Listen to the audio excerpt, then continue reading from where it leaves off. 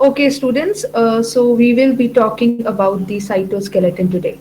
Okay, so first of all, we must learn what is the cytoskeleton.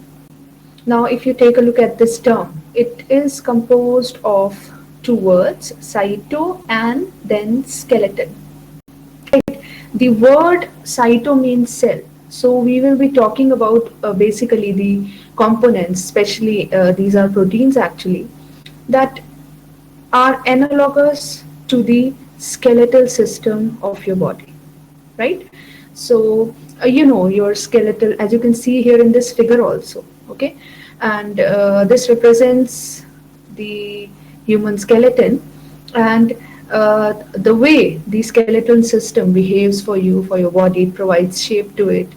It keeps or maintains the organization of your body, keeping the organs in place, helps you in different types of movements. In the same way, the cell, has different type of components that occupy specific positions in the cytoplasm.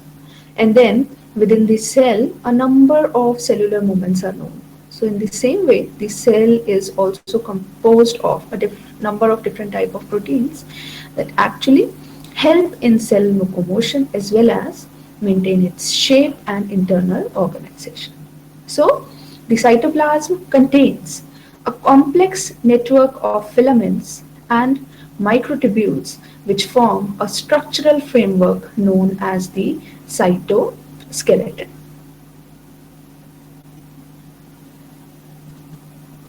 Okay, so in this figure, you can see the structure of a eukaryotic cell, where you can see the different cell organelles, the nucleus, then we have the rough and the smooth endoplasmic reticulum, the ribosomes, Golgi apparatus, then we have the plasma membrane, mitochondria.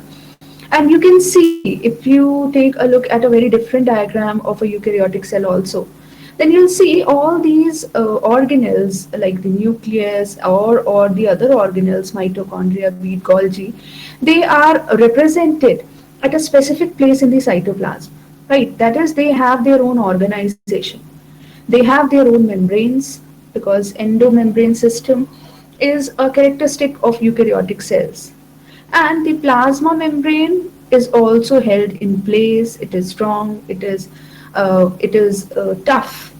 So here you can see the cytoskeleton being represented by the three different type of proteins: the microtubules, the intermediate filaments, and the microfilaments. These are actually the three different type of you can say cytoskeletal proteins that perform all these functions in the cell, right?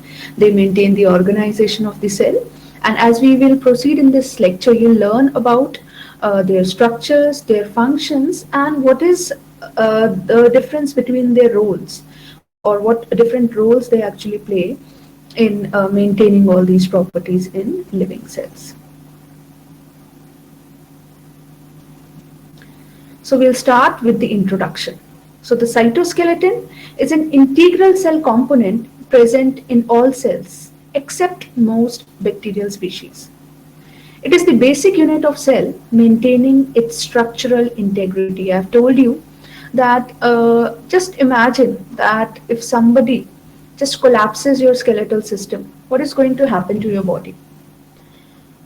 Your body will also collapse. It will lose its shapes. The your organs, which are well protected in different sockets in that skeletal system, they will also collapse and you will not be able to survive. So in the same way, the cell has its own skeletal system that helps the cell to maintain its structural integrity. But you'll see a few differences, like your skeletal system cannot change its shape, it cannot polymerize and depolymerize.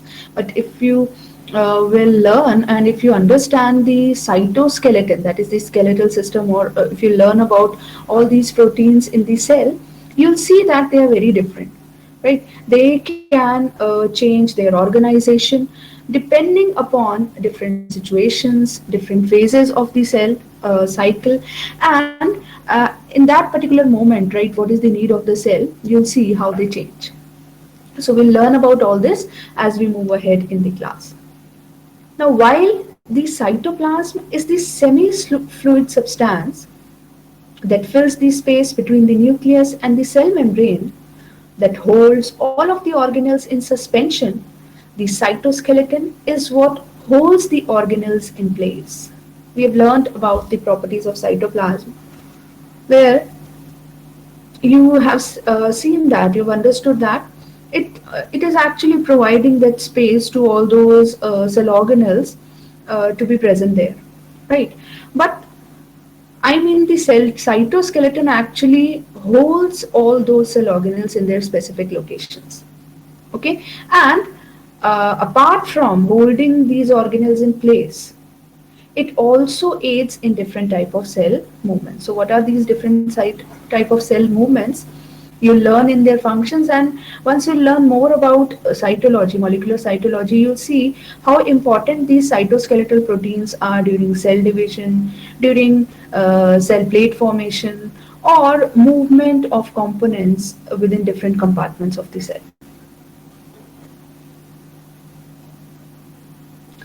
So the cytoskeleton is made up of network of fibers which are composed of proteins within a cell's cytoplasm. The term cytoskeleton refers to these filamentous structures themselves, which are composed of a set of proteins, each with their own shape and designation. You'll see all these three components are very different, and once we learn about the intermediate filaments, you'll see they are of many different types with different functions, because you see eukaryotes are characterized by different type of cells, right? These cells are similar in their basic organization, but they have very specialized functions, and their organization is not very, I mean, it is not exactly same. The basic structure is same, but due to these specializations they have different modifications in each one of them, right? So this means that these requirement of different type of cytoskeletons is important to for different type of cells to perform these different type of functions. So you'll see here this also. And although the cytoskeleton appears to be fixed, now once we compare it with our skeletal system, it always appears that it is a rigid and a fixed structure, but it is actually an ever-changing dynamic configuration with components regularly destroyed, repaired, or newly formed. You'll see all these once you learn about the cell cycle and everything. You will see how this cytoskeleton also modifies its organization with the growth of cell, with cell division, with cell transportation, and that is the most beautiful and important part about the cytoskeleton, right? So I hope you are clear with all these points. If you have any questions, please ask. If it is clear to you, then we can move ahead.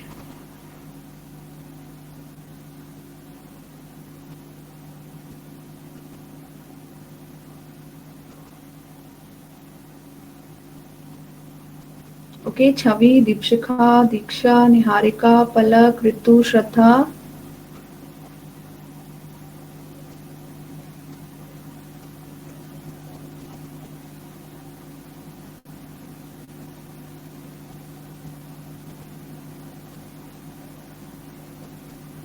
Okay, fine. Let's move ahead.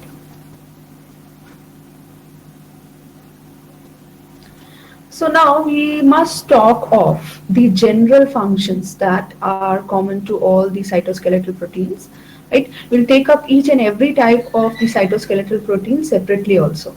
But first we must talk of what are the important functions of the cytoskeleton to the cell.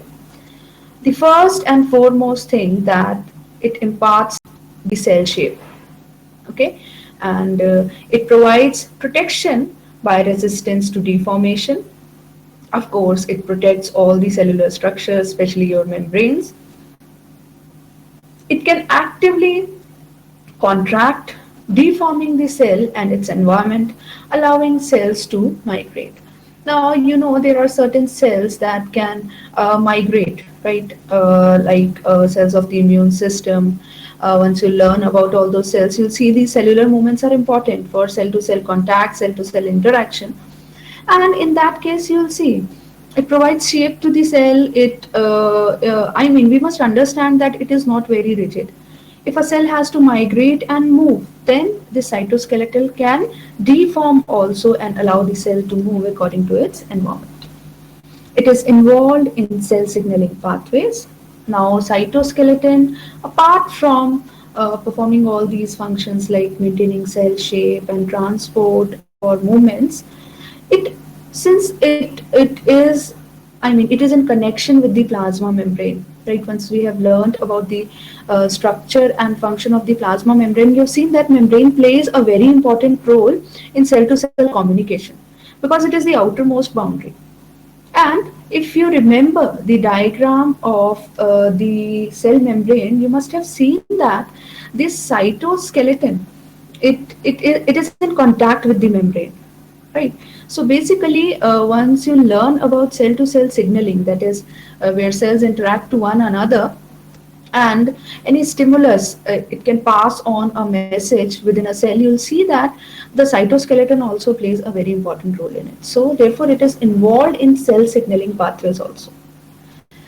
Then it separates chromosomes during cell division.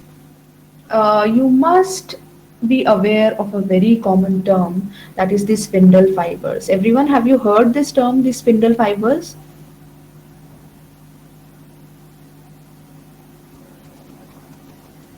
Very common term, the spindle fibers, right? And where have you actually learnt about this term? You must have read it in biology in school.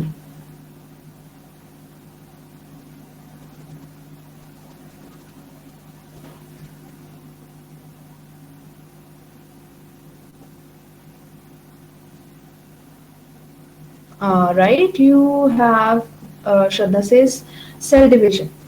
Right, of course. If you just imagine the picture of, I will most prominently say the metaphase, where you see the chromosomes well aligned at the equatorial plate, immediately a figure comes to your mind where you see a number of lines holding the chromosomes together, which you actually call the spindle fibers. The spindle fibers are actually cytoskeletal structures, right? These are formed of the microtubular proteins, and they, and that these spindle fibers, they actually move the chromatids apart during the process of cell division, right? So you'll see that these chromosomes, it separates the chromosomes during cell division. Then once we will be talking about cell division, you'll see it performs a number of other functions also. Then it provides a blueprint to organize the organelles in cytoplasm and for the construction of cell wall. Of course, in the beginning of the lecture only, once I had shown you the organization of a cell, I've told you that a cell has its internal organization like this. I mean, the organelles that you see, they have a fixed place, they have a fixed location, right? So, I just mean to say that this cytoskeleton only, like your skeletal system, is designed in such a way that it has a space for each and every of your organ, right? In the same way, the cytoskeleton also forms the blueprint of the cell, that where a particular organelle will be present, and some organelles that move within the cytoplasm, what path they will follow, and on what track they are going to move. All this blueprint is because of this cytoskeleton only. Then, of course, once we learn about cytokinesis in plant cells, you'll see the cytoskeleton also plays a very important role in cell wall formation. Then it gives rise to structures such as flagella and cilia. Although we say that it is absent in most of bacteria, but bacteria which are characterized by cilia and flagella, their movement and their organization is actually because of these cytoskeletal proteins only. So I hope all these functions are clear to you. If you have any questions, please ask.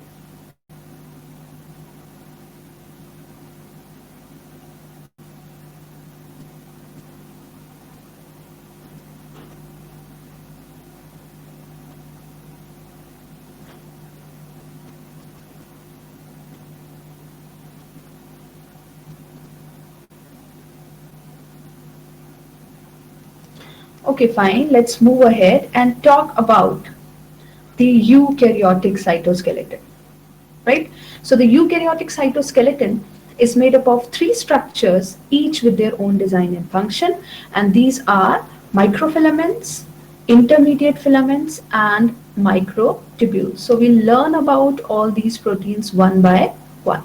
We'll first take up the microfilaments, the smallest of all the cytoskeletal structures, that is why called microfilaments. Then the intermediate filaments, they are named so because their size is intermediate between the smallest and the largest of the cytoskeletal proteins. And then the largest of these are the microtubules. So in this figure, you can see these eukaryotic cytoskeletal proteins and how they are organized. You can see the actin filaments, which are also known as the microfilaments. Then you can see the microtubules because they are mainly involved in cell division. And then we have the intermediate filaments where you will see they are mostly present beneath the membranes. They do not participate in any cellular movement and they provide support to the cells. Whereas in comparison to the actin, in comparison to the intermediate filament, the cell locomotion or the different cellular movements are actually aided by the other two types of cytoskeletal proteins. So let's talk of the microfilaments first. So microfilaments are monomers of the protein actin, right? This actin protein, it actually polymerizes to form long, thin fibers. Okay, that is, the monomeric unit is known as G-actin, which actually polymerizes to form the filamentous form that is called the F-actin. Okay, I'll just show you a figure and then we'll come back so that you understand, right? This structure shows the organization or formation of the actin polymers. You can see the monomeric form of the protein actin is called the G-actin, right? I mean, it is an energy dependent process, and upon activation, once it is bound to ATP, it actually polymerizes to form the filamentous form of actin, right? And hence they are called the actin polymers. So the monomeric form is called G-actin, whereas this polymeric form is known as F-actin. Is this clear to you? Do you understand the difference between G and F-actin?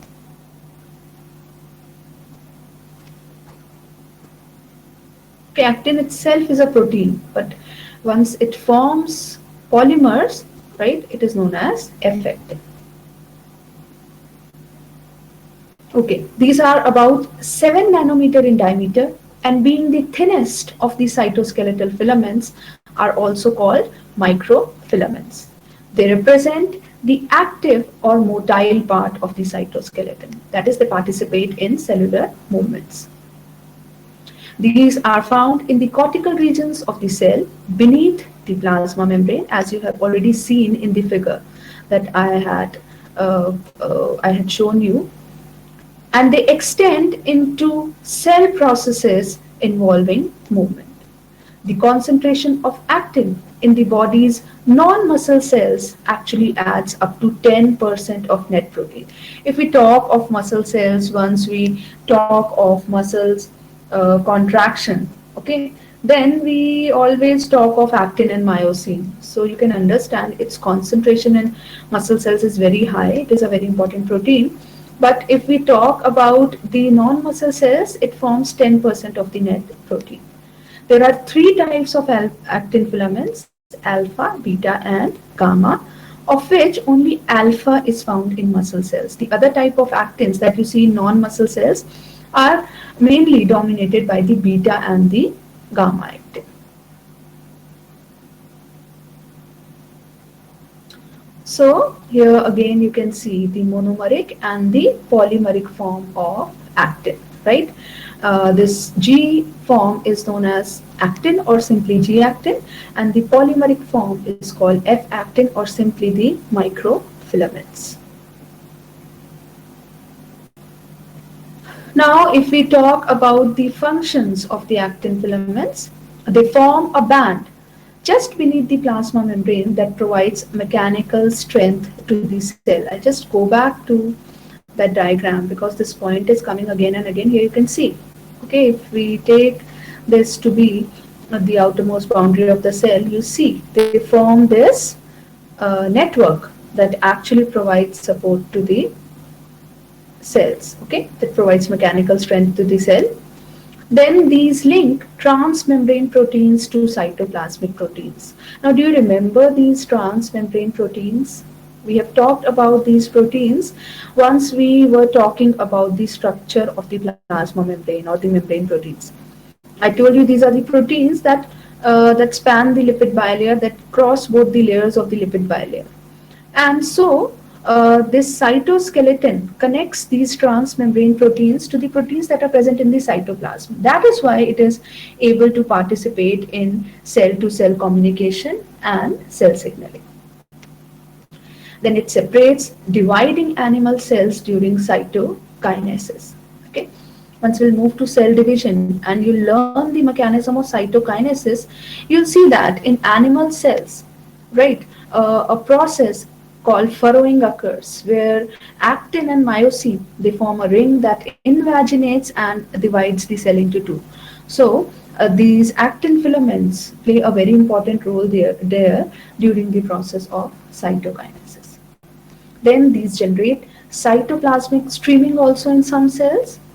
They generate locomotion in cells such as white blood cells and the amoeba by giving rise to the pseudopodia. So now you can see, you have heard about all these terms, you have heard about all these movements, but it is actually aided by these special type of filaments called the microfilaments. Then it interacts with myosin filaments in skeletal muscle fibers to provide the force of muscle contraction, right? You must have learned the sliding filament theory, where you must have seen the actin and myosin sliding over each other and allowing muscle contraction. So it is this actin only that works in coordination with these myosin filaments and provide the force for muscular contraction.